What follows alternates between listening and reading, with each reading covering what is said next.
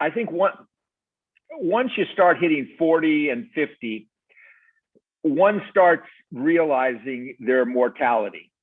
We come to understand it can be either the onset of a few aches and pains, or just the fact that we're seeing people who are our peers passing away. And the older we get, the more of them seem to pass away, and we become more aware of the fact that no one lives forever. Now, Judaism's main emphasis from the very beginning was on life. As I noted earlier in the book of Deuteronomy, those two famous words, tivchor b'chaim, choose life. But it wasn't by accident. A lot of early Jewish ritual was not so much to make a philosophical point, but rather that the other religions, the other Near Eastern religions at the time did this. We're not going to do that. One of the famous examples is the verse in the book of Leviticus, in the book of Exodus, and it appears as well, I believe, later in the Torah as well. Lo tivashel gadi b'chalev imo. A kid, you shall not seethe or cook a kid in its mother's milk. And we understand this as the prohibition of eating milk and meat together. Why? Where did this come from? And those of you who are literate on these matters know that it was really a refutation of a Canaanite custom. The Canaanites had a tradition, a custom. One of their rituals was seething, literally cooking a kid in the milk of its mother. And since they do it, we won't do it.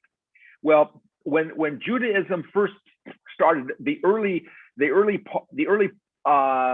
appearance of Judaism, before it was called Judaism, through Abraham, Isaac, Jacob, on through Moses, at that time, most of the Near Eastern religions had a preoccupation with death. We know that you don't have to go far in Egypt to see with the pyramids and through any of the pagan religions, death was something that was on their minds constantly. And so Judaism, in order to be different at that time, it decided to go the other direction. So as I might have pointed out last week, in the Hebrew Bible, what we call the Tanakh, in the Hebrew Bible, there is no mention anywhere of life after death. The institution is now, yes, the ancient rabbis did as they do so well in Talmud. Those of you who study Talmud with me see this regularly. They take a verse and they say, well, what this verse is coming to teach, you can see is implying this or that and the others. And Christianity did the same thing. I mean, it based the notion of a virgin birth, which was key to the story of Jesus, was based on a verse in the book of Isaiah. It's actually based, as I think I noted earlier, was based on a mistranslation in the Greek. And the Greek was then translated into the English, and the mistranslations continued in this manner. But the fact is that there is no mention in the Hebrew Bible. There is one, in fact, where the rabbis draw their beginning of their early notions of a life after death were from two words that appear in the book of Leviticus, Acharit Hayamim. Now, if you know Hebrew, Acharit Hayamim, you might translate it as like last days, or in the last days, or in the final days, or something like this. But it doesn't go on to explain what this means. So the rabbi says, well, that's when the Mashiach comes, Acharit Hayamim, and that's the beginning of the Olam Haba, the world to come.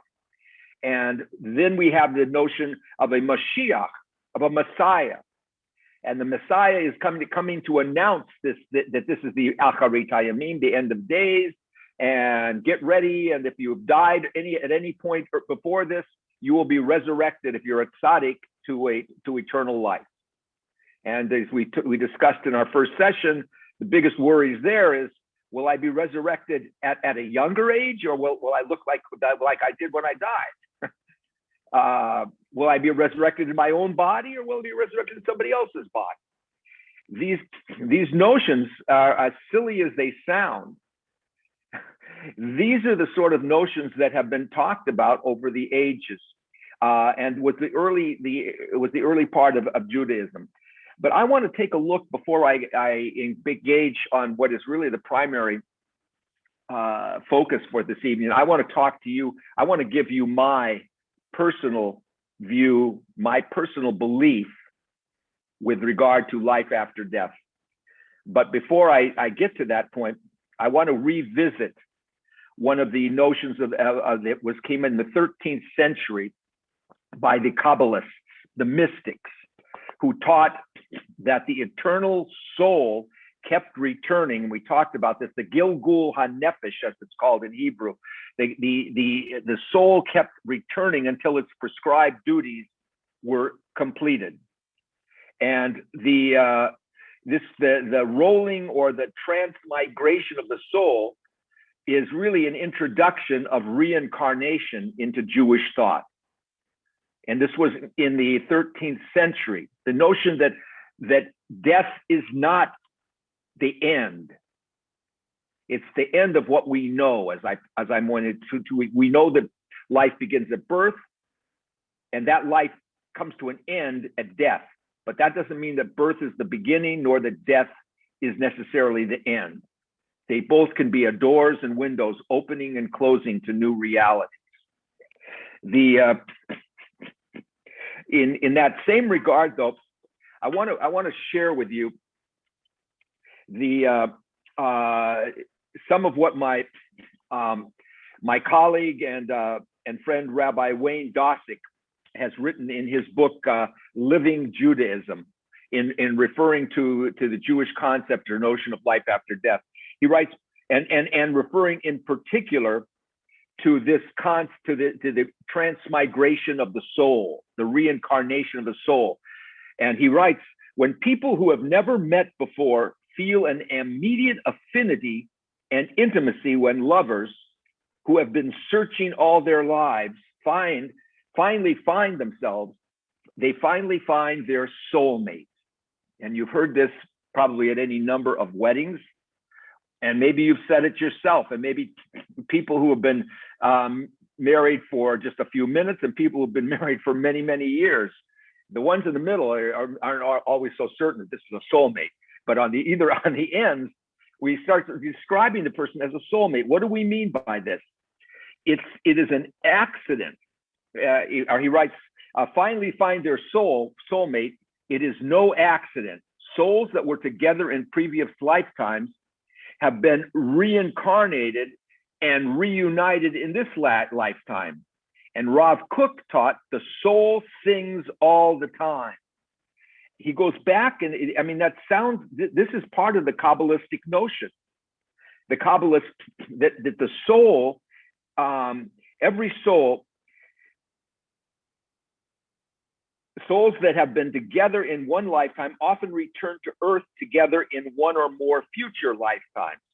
And it plays into the movies love to take this sort of a thing. There was a movie out many years ago that I can't. Robert Downey Jr. was in it, and who was the blonde-haired? No, I can't remember. But the premise of the movie was that two souls. That Robert Downey Jr., who was married to this other woman, he was killed suddenly at a young age in an automobile accident, and he's born again.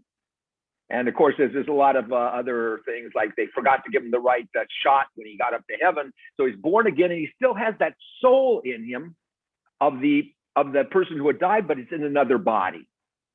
And there's an attraction between him and the woman who's much older now, but who was his wife in the previous life. This concept wasn't just dreamed up by Hollywood. This is part of the same notions of the Kabbalists. They taught not only does every soul have eternity, according to the Kabbalists, but each soul can return to earth housed in a different body.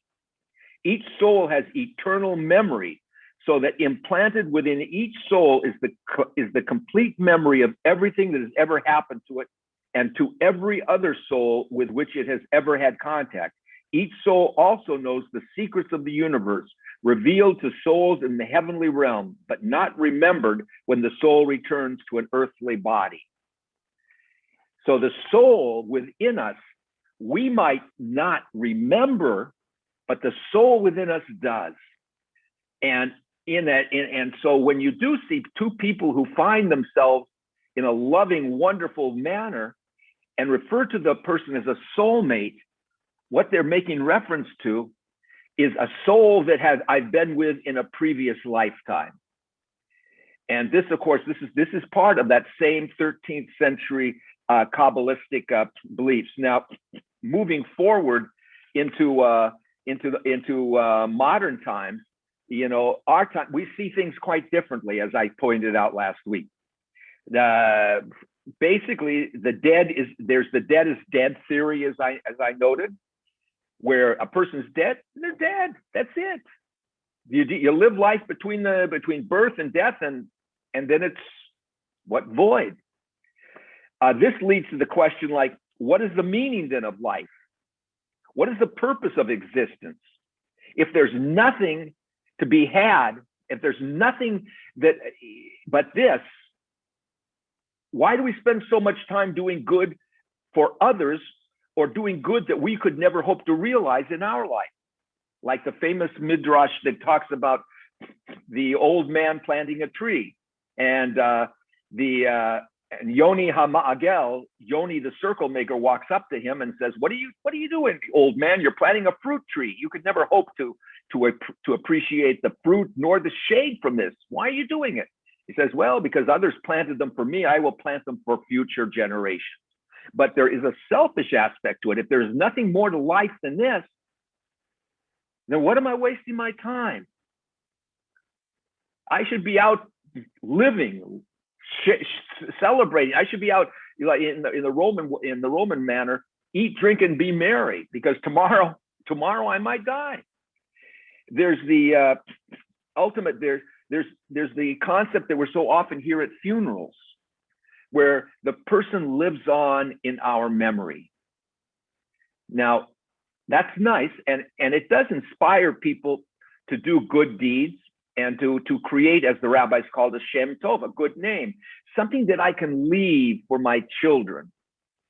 But is that satisfying enough? I mean, there is in most of us at least a little selfishness, and that's not bad.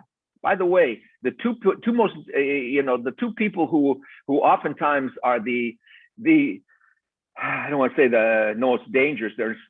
Well, they can be, are the totally selfless and the totally selfish. We live in the middle. There's selflessness and selfishness that are all that form really our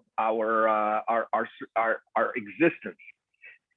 And to say that all I'm leaving is a memory, there's nothing else for me, that's it. It's children, though, we're told, children carry on our work. Children in which we are, that look like us. It's an extension of us. Or the purpose of life is to leave with a good name, a lasting memory. Living on through memory often offers a sort of immortality. And of course, that's something that everyone is looking for, right?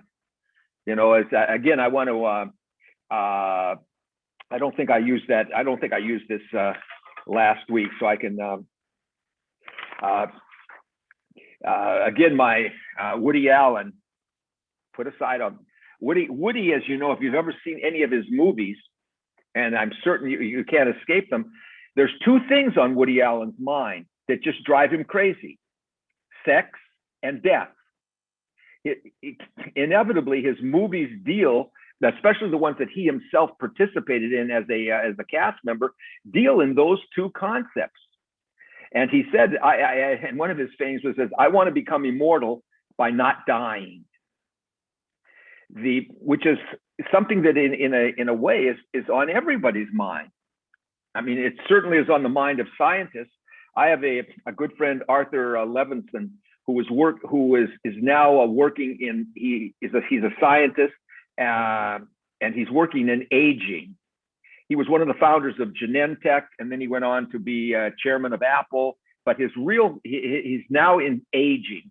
And he told me that if you can live today until you're at least 80, it's very likely that you will live to 100. And who was it who said very recently that the person who will live to 130 has already been born? Science is moving, us in this direction. Science is driven, and people are driven to sort of gain that immortality. The real question is, what would we do with it if we were, and that's another popular theme for movies. There's the eternity of the soul, which we talked about, reward and punishment in the world to come. All of these reincarnation, all of these are part and parcel of the Jewish experience. But why is it we don't talk about it? Why is the only time we talk about the afterlife in a seminar like this? And by the way, if I were to offer this same subject matter in a synagogue that had a very even demographic between young and old, I promise you there would be nobody under 40 years old sitting there.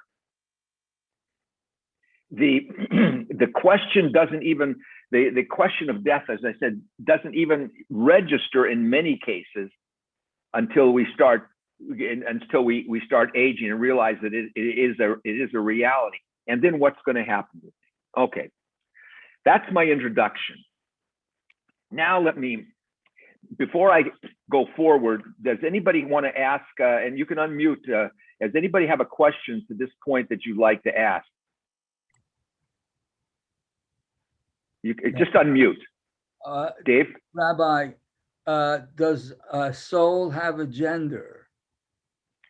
Does a soul have a gender? Boy, that's an interesting question. And the Kabbalists who actually did, they were very much into certain amounts of gender politics. Oftentimes if the soul it has a gender, it's probably just like it's called a nishama, which is a feminine tense, just like the names of God are feminine. I don't believe that they said that male or female, although according to the Kabbalists, they would assume that, because you're coming back with memories of who you were before, and so I think in Kabbalistic fact, you're going to be, come back again in that same. This is my conjecture from understanding them. You'd come back with that same sex. All right. Okay. In their thought. Anyone else? Okay. I've given thought to this. Rabbi? Yes, Frank. I was reading a book about Kabbalah, and there seem to be nine levels to get up to God. And yes, the last week you mentioned 4. Yeah, well, there's the Sfirot, in a sense. The God in I don't want to. I'm not going to spend a lot of time talking about Kabbalah, because it's one of the most esoteric pursuits within Judaism. It's very interesting, but you can get lost in it. Suffice it to say, they refer to God not as God, but as the Ein Sof, which means literally there's no end, or the infinite one. And in order to aspire to become all souls in Kabbalistic thought are a part of an essence of the infinite one, of the Ein Sof. They're all come from that. We all come from God. And that is the godliness that we carry within us at birth. With the first breath we take, is God breathing into our nostrils, and that breath is our soul. And that soul, as they said, has responsibilities. But once its responsibilities have been fulfilled, then it begins to elevate back to the Ein Sof. Now that's just a very, very simplistic way of doing it. But I would suggest there's a Gershom Sholem. If you want to read a definitive book on Kabbalah, on mysticism, Gershom Sholem, Sholom. He passed away. It's many years now, but he was not a chassid. He was an academic, and he wrote an academic understanding of Kabbalah. If you want to get into the mind of the Kabbalist, the book I really suggest is Adin Steinsaltz's 13 Petal Rose. That's an excellent introduction to Kabbalah. Okay, but I'm going to talk about the world to come and what it has in store for us, or doesn't. As I said, I've given a lot of thought to this, and I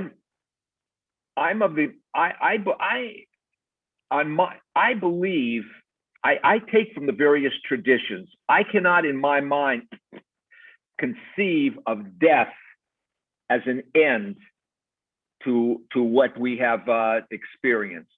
Having done as many funerals as I had, I cannot, in my mind, get around the concept of that's all there is. But rather, I've come to understand that when God says, from dust we came, to dust we return, and yet we have that the body that we have is only finite. That's finite.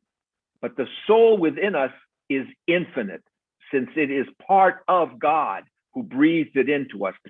And God is the Ein Sof, the infinite one present. And so we can burn the body, we can bury the body, we can do all sorts of things to the body, but we cannot destroy the soul. And what is the body? The body is the gift that's been given to us by God to protect the sanctity of the soul. Now, since it's not a gift in that manner. I rather think it's been given to us on loan. And so we have a certain obligation to take care of it, because we're going to be called upon to return it to the divine maker at the end of time. And so that's why Judaism, in other respects, has certain positions regarding, maiming the body. There's whole discussions about tattoos, all sorts of things that people do, perfecting the body. People who will go through all sorts of operations in order to get what they perceive to be the right look. On the other hand, God doesn't create anything that is bad. All of God's creations are beauty. But at the end of time, we return the body back to God. The soul, though, is an eternal life force. And it's that life force. And I'm going to use terms to just, I'm just like the ancient rabbis or if you read the book of Psalms, you're always talking about God's right arm or left arm or the throne of God or things of this sort. Doesn't mean that God has a right hand, left hand, eyes, ears. That's the only way we know how to describe God. So the only way I know how to describe this is to say it's like a life force that is circling the world. And the soul comes from that life force and comes down and is placed within a body to shield it and carries out a life, only to be later returned to that life force and reincarnated again. Now, I'm not here to say that I believe if I'm going to be reincarnated as a man or a woman. One thing I do believe is that what distinguishes us from the rest of God's creation, from the animal world, is the animal world was created with a word. The word created the world. The word created the rivers, the seas, the oceans, the fields. but God created humankind with a breath. And so we have that soul that no other part of God's creation has. And so I don't, people say, well, boy, I'm so terrible. I'll probably come back like a mosquito. No. I mean, in my way, I believe that the soul within me will be returned, that life doesn't end at death any more than it begins at birth. And I think, and I find great comfort in taking I find comfort in this because it helps me understand. Judaism has helped me understand more clearly these various points.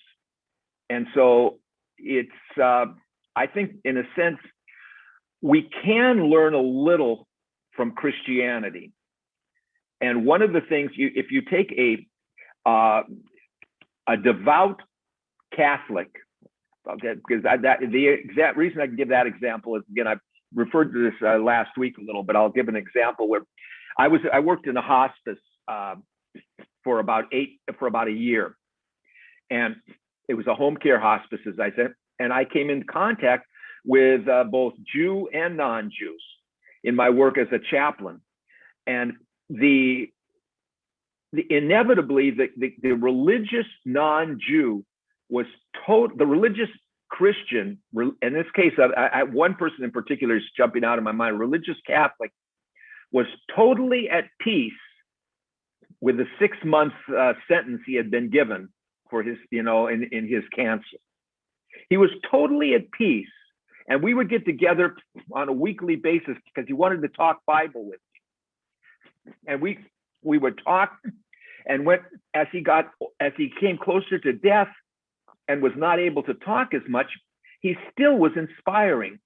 And his death was seen as a celebration. It was a celebration of a life well lived and a life that would continue on, in this case, in the bosom of Jesus. Now, Christianity, by definition, is an otherworldly religion. It's built entirely on a notion that this world is the pits. You put up with this world and you act nice in this world and you accept Jesus because that's where you're going to get your real reward. Jews, on the other hand, from the very beginning, we saw this. From the very beginning, Jews backed away from notions, from speaking about death, and it was only the ancient rabbis at a time when they were living in desperate straits under Roman persecution, which was the same time that we saw any number of false messiahs, people who stood up and said, "I'm the Messiah coming to rescue the Jews." And of course, the Romans went out of their way to crucify as many of these people who were rabble rousers as possible. So the story that Christianity took as its story was what was a result of the situation that we were in. And the rabbis, too, began thinking in terms of preceding Christianity, in terms of afterlife. Okay, I want to stop there because I've talked too long. And I would like to ask a tough question. I mean, 2 questions, but question number 1, and you can, this is one where you can unmute from. What is it that you fear when you think of death? Or maybe you don't.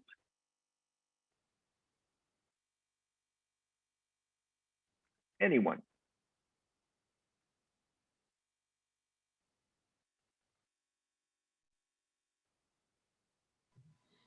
Think about it. What is it that you fear? What do you fear most? That maybe I should attach the word most. What do you fear most when you think of death? Rabbi, I'll talk. Yeah. Okay.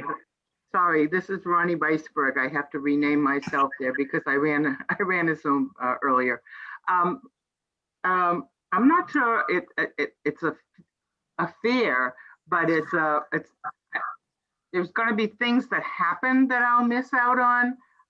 Grandchildren events, I should be so lucky, or things that the joy and the love and the growth of the people that I care about and not being able to participate with that. That's what I Yeah. think about. Okay, that's okay. That's anyone else? Mine's about Deborah? yes, mine's about my cousin. He had to have 2 different kidney transplants, and after one of them, he almost died. And he said that he saw the tunnel and the light at the end of the tunnel, and he had an overwhelming feeling of serenity and calmness.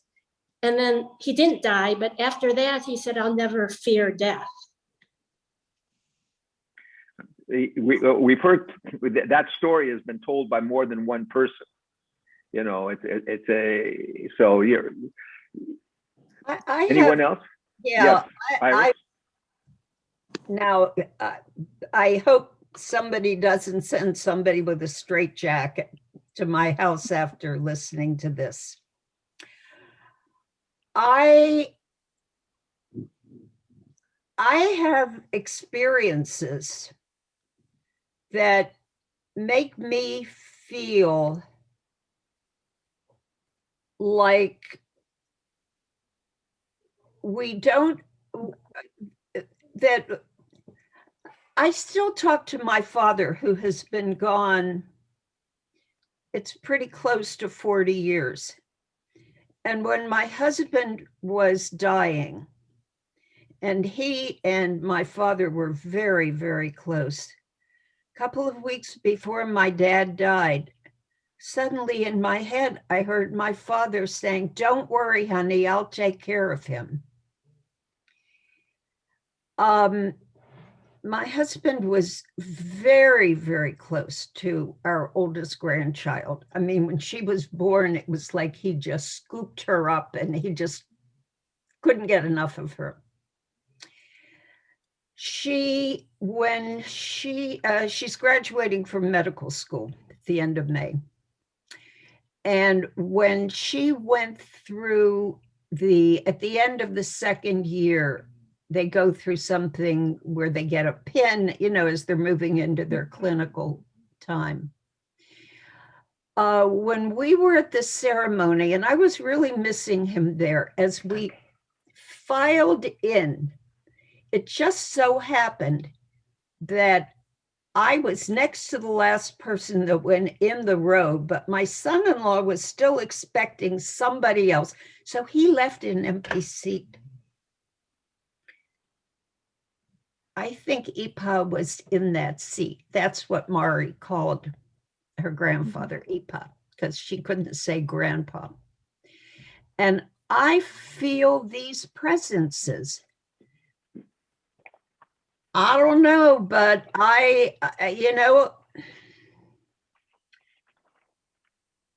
that's how I'm experiencing things. Okay. No, I have a question. yeah.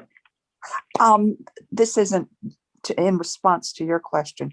How do we know how do people know when they're going to die? I mean, is there a time, like I've heard before that when we're born, we have a certain number of breaths. Mm-hmm. Oh, I don't believe that, but a certain number of what? Breaths. Reps? Breaths. With a B. Breaths. B. Oh, breath.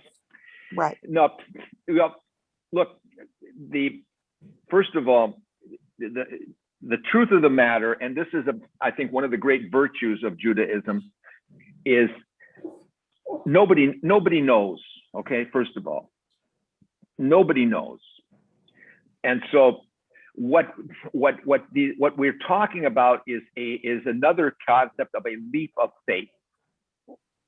We don't know. I feel comfortable with I can go into, just as Deborah's cousin saw that light and lost the fear of death, knowing that there's something beyond, at least thinking there's something beyond, then I feel the same way. I feel less, the only thing that's The only thing that bothers me about death is dying, not dead. The concept of dying. We have all these things. Wouldn't it be good to go? When you go to hospitals a lot, you say, "Oh boy, I hope I don't have to go through this."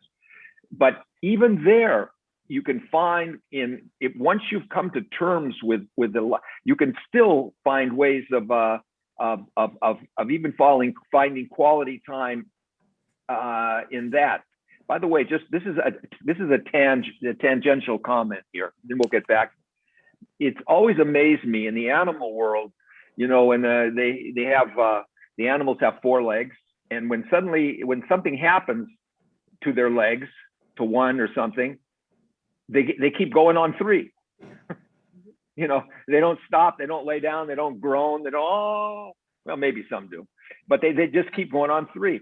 Or you'll see the sad where the 2 rear, you've seen where the rear legs have died or something, and they put some wheels back there, and the dogs, in the animal world, they compensate for whatever whatever sort of handicap they may have acquired. They don't just go off and die. They just move along.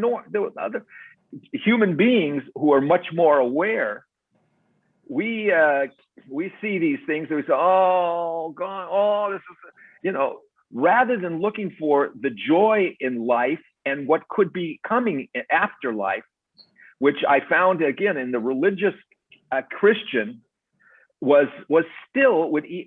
helped them lifted them up even during those painful moments leading up to death. But yeah, just go ahead. Rabbi. Becky. Having had 2 paralyzing strokes where they used the paddles on me, I was gone. Mm-hmm. And within 3 months, I had another one just like it. A lot of it, thank God, is attitude and the will to live. If I may just read something to you, okay? When a blind man was asked by a sympathetic woman, "Doesn't being blind rather color your life?" He answered, "Yes, but thank God I can choose the color." Mm-hmm. And that says it all. It's attitude. It's the will to live. And I have to tell you, I couldn't walk, I couldn't talk, and Jeff can tell you, I had to learn to walk again.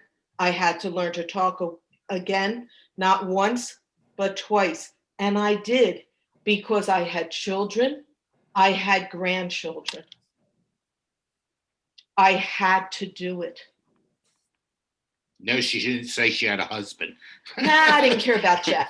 It was my children and it was my grandchildren. Well, see, that's okay. There's different things, Mika, help us through these moments. Good, thank you. I want to share one other thing. Then I want to come back and ask that question again. The question is, what is it you fear most in death? The other question, I'm not, I can ask that question of what do you think?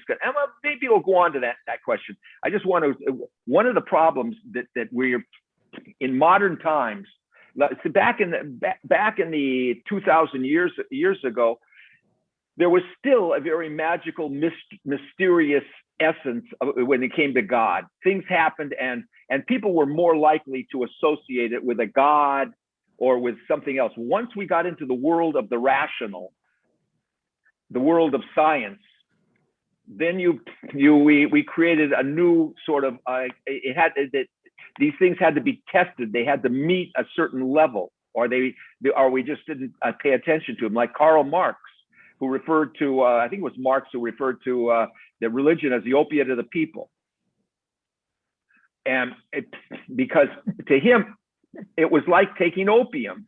You became batty. A rational person does not talk in these irrational terms. And I know that a lot of times we have difficulties seeing as I think I talked a few weeks ago, I have a difficulty when talking with my Catholic, my Catholic colleagues, priests, who are in many cases far more intelligent than any other Christian clergy. I mean, the priesthood it really has developed some very, very staunch academic intellectuals, but yet when it comes to their ritual, there's a moment where they seem to abandon the intelligence in order to take up this transcendent element. And this is the tension that we live under today. Thousands of years ago, even the government was ruled by God. But today we have these two competing tensions. How can I be a rational person and a intellectual and everything I learned about science and the laws of nature, this, that, and the other thing, and yet believe in the transmigration of soul?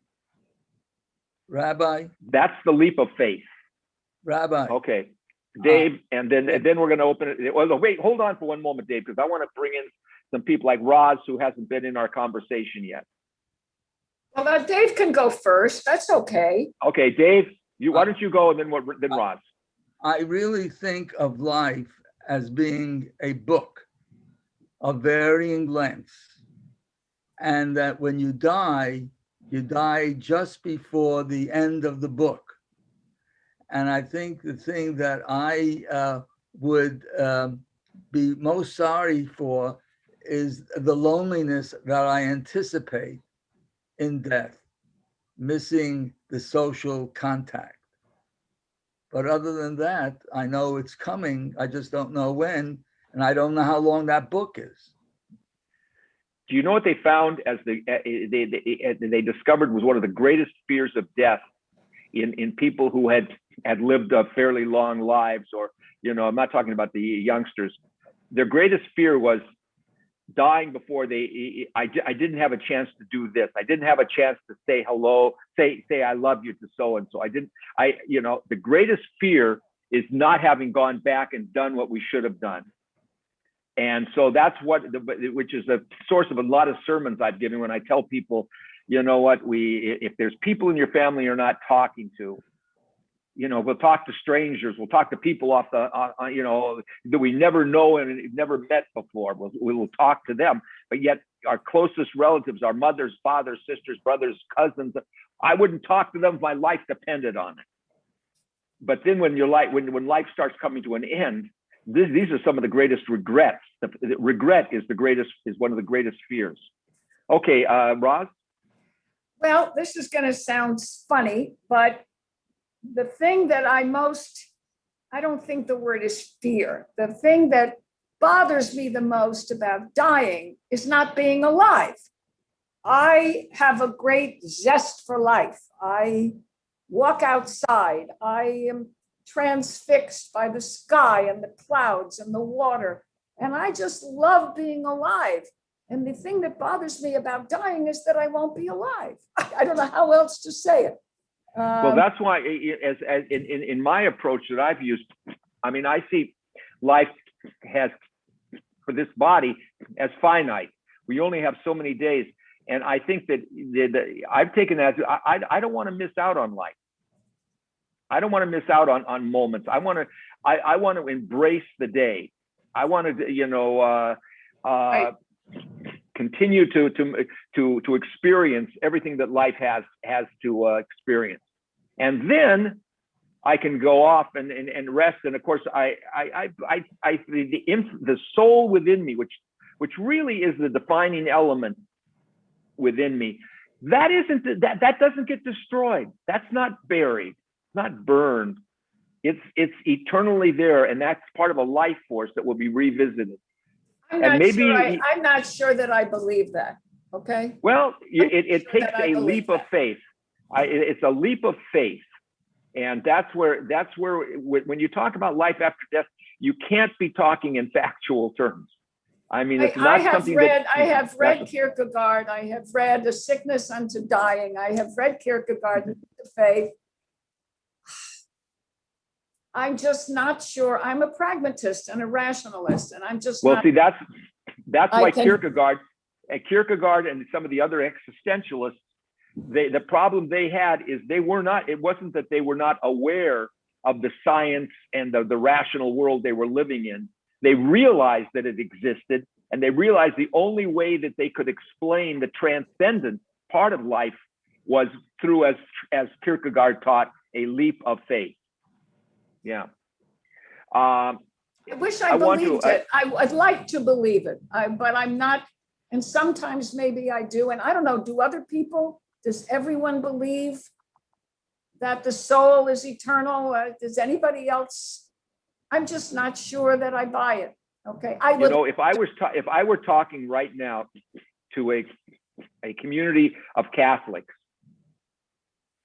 this is, one of the things that's amazing is you will take a group of these people who are just as intelligent as people sitting here, but on this question of life after death, I mean, that's a black and white question.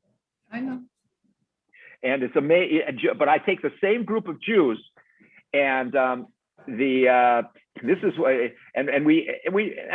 but then that's true of most everything in Judaism, right? 2 people, 3 opinions. Okay. But, does anyone else? Can I add something here, Rabbi?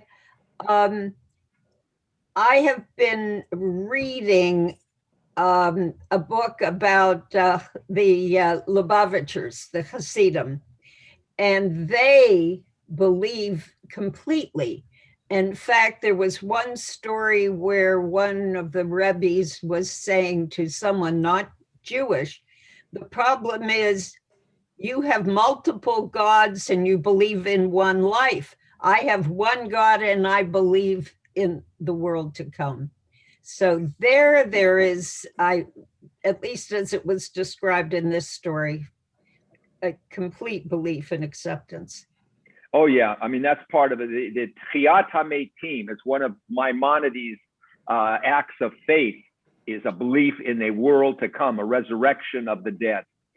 But we've understood, how that's understood, and all these are concepts that live within Judaism. But all of this says, and maybe this is a good way to wrap up, is that at the end of the day, God, I've said this many times, God is discovered in the night of our lives. It's in moments of crisis. It's in moments of death. This is when people, sometimes for the first time in their lives, start asking the questions about God. And those questions are difficult to answer because we can't give you an easy rational answer. I can't show you an idol or a picture or something of this nature. No, but I can describe for you a life lived and how it was lived and the impact that life had on my life and how I want to live my life to pass on. I can talk to you about living a life in which you actually believe that there's godliness within you. And prayer, for instance, for me, prayer makes a lot of sense. Not because I'm praying. Who am I praying to? I'm praying to God, but that God is a part of me. And when I pray, Oseh Shalom B'Marav, God who makes peace in the heavens, make peace. Jews don't sit in synagogues and just pray. Nothing happens. Prayer is a way we're talking to ourselves. We're talking to that godliness within us to get up and go out and do something in partnership with God. That's what it means. So, there's when you constantly, you'll see people, oh, we're going to have a prayer service for this or a prayer service for that. It's nice. We're remembering an issue, but the fact of the matter is the prayer service does nothing if it doesn't inspire the soul to go out and make a difference. And so that's why prayer to me is so important. That's because I really believe you live that godly life. And where for me the leap of faith is not in a belief in God. It's in things like the afterlife where I'm willing to believe in the eternity of the soul. Okay. Thank you so much. Can you hear me? Hello. Yes, yes. May I introduce myself? I may be coming under the name of Charlene since I'm on my wife's computer. Well, By Charlene, go ahead. Okay, I'm Philip Wolf. By Okay, background, I'll do it very quickly. And I also, my grandfather and my grandparents were the first Jews in Sarasota. They started a temple, Beth Shalom. And I am the third generation member, and I will be the last, when I pass, I will be the last member of the temple. But they were the first Jewish people to settle in Sarasota. They started a temple, Beth Shalom. My